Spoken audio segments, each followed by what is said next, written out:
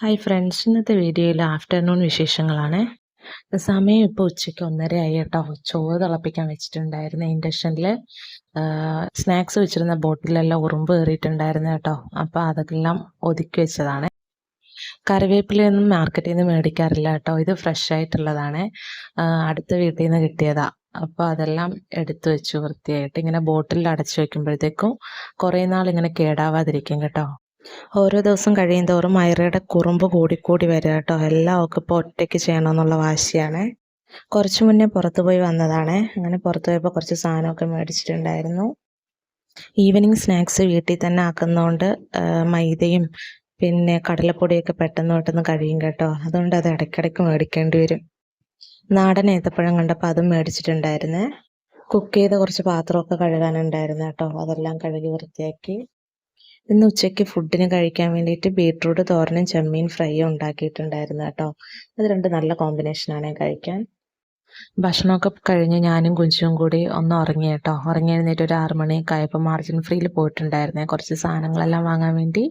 ഇവിടെ നിന്ന് കുറേ സാധനങ്ങളെല്ലാം സബ്സിഡിയിൽ കിട്ടും കേട്ടോ, വില കുറച്ചിട്ട്. അങ്ങനെ മുളകും മല്ലി അങ്ങനത്തെ കുറച്ച് സാധനങ്ങളൊക്കെ അവിടെ നിന്ന് എടുത്തിട്ടുണ്ടായിരുന്നു. ഷോപ്പിംഗ് തുടങ്ങിയപ്പോഴേ ആളൊരു ജാം എടുത്ത് കൈ പിടിച്ചിട്ടുണ്ടായിരുന്നു കേട്ടോ.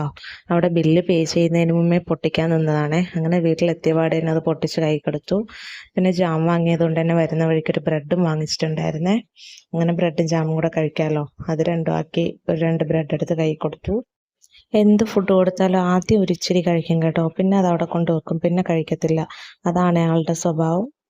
അങ്ങനെ ഷോപ്പിംഗ് ഒക്കെ കഴിഞ്ഞെത്തിയപ്പോൾ തന്നെ ഷെറിച്ചിന് വിശക്കുണ്ടായിരുന്നേ. അങ്ങനെ കുറച്ച് വെർമസലി ഇരുന്നതിനെ ഉപ്പുമാവാക്കി കേട്ടോ. കുറച്ച് തേങ്ങ മാത്രം ഇട്ടിട്ട് ഉള്ളിയൊന്നും ഇടണ്ട, എണ്ണയൊന്നും ഒഴിക്കാതെയാണ് കേട്ടോ ഉണ്ടാക്കിയത്.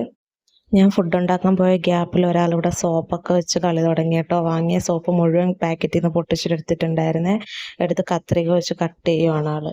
എന്തെങ്കിലും സാധനം എടുത്തു കഴിഞ്ഞാൽ നമുക്ക് ഉടനെ തന്നെ ദേഷ്യപ്പെട്ട് വാങ്ങാൻ കഴിയില്ല കേട്ടോ. അങ്ങനെയായ ആൾ അപ്പം തന്നെ ഇരുന്ന് കരയാൻ തുടങ്ങും. അങ്ങനെ സമാധാനത്തിൽ എന്തെങ്കിലും പറഞ്ഞൊക്കെ കയ്യിൽ നിന്ന് മേടിക്കാൻ കഴിയുള്ളൂ. കിച്ചണിലത്തേക്ക് ആവശ്യമായിട്ടുള്ള അരിയും ഉഴുന്നും അങ്ങനത്തെ കുറച്ച് സാധനങ്ങളും പിന്നെ ഈ എണ്ണയിൽ പൊരിക്കേണ്ടതും ഒരു പാക്കറ്റ് നൂഡിൽസൊക്കെ എടുത്തിട്ടുണ്ടായിരുന്നു കേട്ടോ. ഷോപ്പിംഗ് ഒക്കെ കഴിഞ്ഞു വന്നാലുള്ള എൻ്റെ ഏറ്റവും ഇഷ്ടമുള്ള പരിപാടിയാണ് കേട്ടോ ഇതെല്ലാം. പാക്കറ്റിൽ നിന്നെല്ലാം എടുത്ത് ബോട്ടിലെല്ലാം നിറച്ച് വെക്കുക എന്നുള്ളത്. അങ്ങനെ എടുത്ത് ബോട്ടിലൊക്കെ നിറച്ച് വെക്കുമ്പോൾ ഭയങ്കര സന്തോഷമാണ്. അതെല്ലാം ഇങ്ങനെ നിറഞ്ഞിരിക്കുന്നതാണ്. അങ്ങനെ കിച്ചണിലെ ജോലിയൊക്കെ കഴിഞ്ഞ് കുറച്ച് അലക്കാനുണ്ടായിരുന്നു കേട്ടോ. അത് അലക്കിയൊക്കെ കഴിഞ്ഞിട്ട് ചായ ഉണ്ടാക്കിയായിരുന്നു. ചായയും കുടിച്ചു. അപ്പോൾ ഇന്നത്തെ വിശേഷങ്ങൾ ഇത്രയൊക്കെയാണ്. അടുത്ത വീഡിയോയിൽ കാണുന്നവരേക്കും ബൈ ബൈ.